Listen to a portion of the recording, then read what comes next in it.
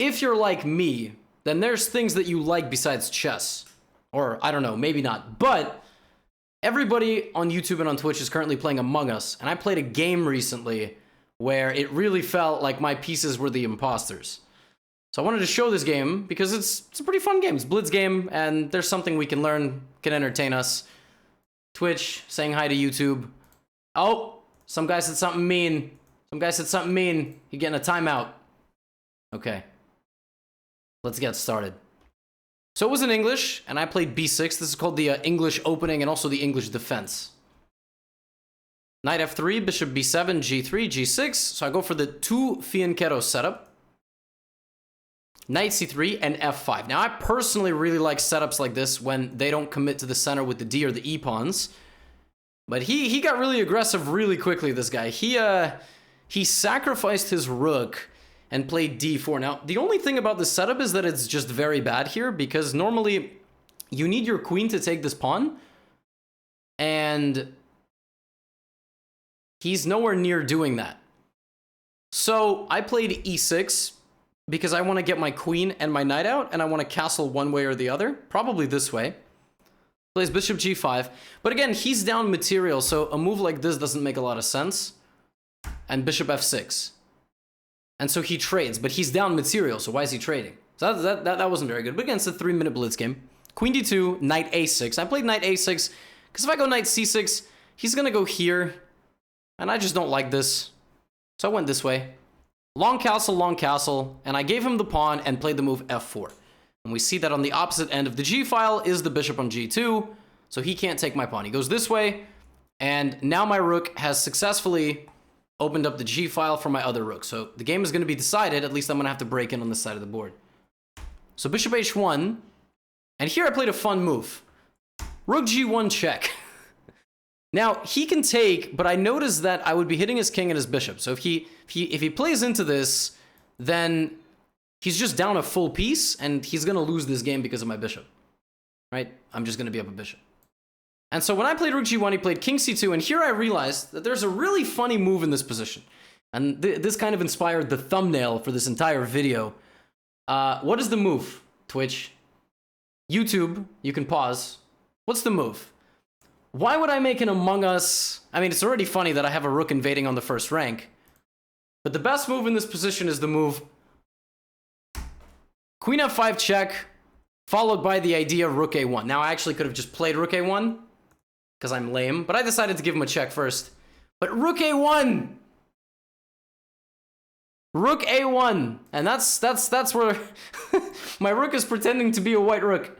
Just standing in the... I mean, how rare is it that in the middle of a game, you get the rook on a1 being the imposter like this? I think it's pretty... I thought it was pretty hilarious. My rook's just standing in the corner, eyeballing who it's going to kill and what it's going to sabotage. And no one knows it's there! That's the best part. That's the best part. My rook just... And it was the best move. This whole plan with rook a1 was the best move. So he played e4, and I took, and he played knight h4. I made a blunder. Bishop e4, I actually blundered the move knight to h4. I thought it was a genius, but it turned out that I'm just bad at chess. I should have just played like queen f6 or queen a5. Now, again, both of us have about a minute here, so what ends up happening is I lose a bishop, and I thought I was checkmating him by getting a 2 pawns back. And now I'm threatening knight b4 checkmate because of my rook in the corner. So he plays a3, and now I play d5, bishop h7, and where did I put my rook? This rook is faking tasks, but he's got a friend. My rook vents all the way down to g1. I got 2 rooks on my opponent's back rank in the middle of a game. That's why this game really cracked me up. I was like, how rare is something like this? That the rooks are just together going to c1 and b1. It's just, I don't know, it looks really funny. And my man's got 3 pieces all on the left side of the map, you know, doing oxygen, reactor, and knight f3. And here I played rook b1, which is another really funny move because he can't take with anything. He plays bishop d3, and here I made a big mistake. I actually, instead of knight f3, my opponent could have played like a bishop d3. kind of idea. And you'll see that in the game, he actually does exactly that, right? So my queen, if it moves back, he takes on a6. And I thought Hero was a genius. So rook c1, take, and here I was like, all right, he has to take, and I take here, and I'm winning. The problem is, he doesn't have to take my rook. It's a ridiculous position. He can play king to d2.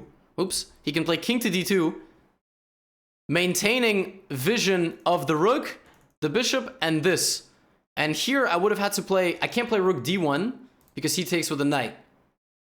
Queen c6, bishop takes a6, and then I also lose my rook, and I'm losing because I don't have any pieces.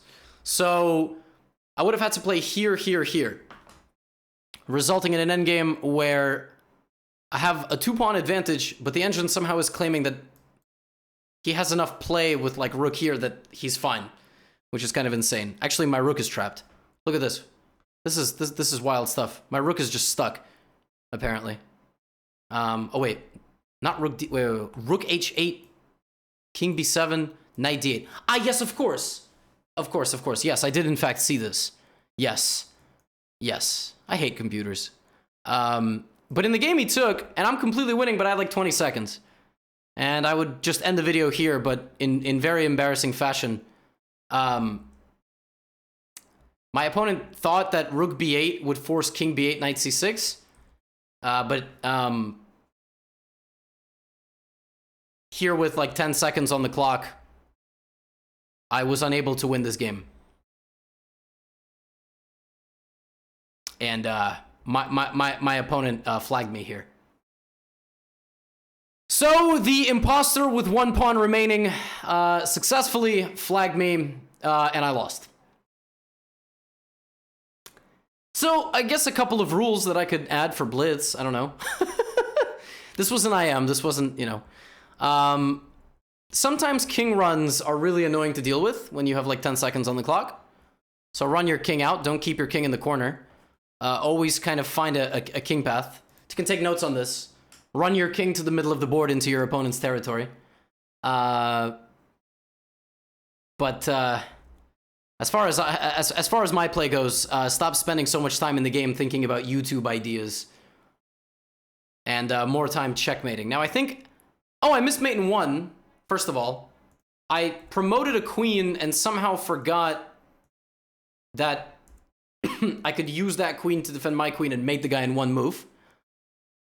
I also had, in this position, 2 checkmates. I could have taken the knight, and also c4 is mate, and also c takes b4 is mate. So I missed 3 mates in 1 there. And then I missed another mate in 1, queen b5. And then I missed nothing. After that, I missed nothing. I just lost on time. Pain! All right? Pain is what I feel. I'm in Spain without the S right now. But this was a pretty beautiful game.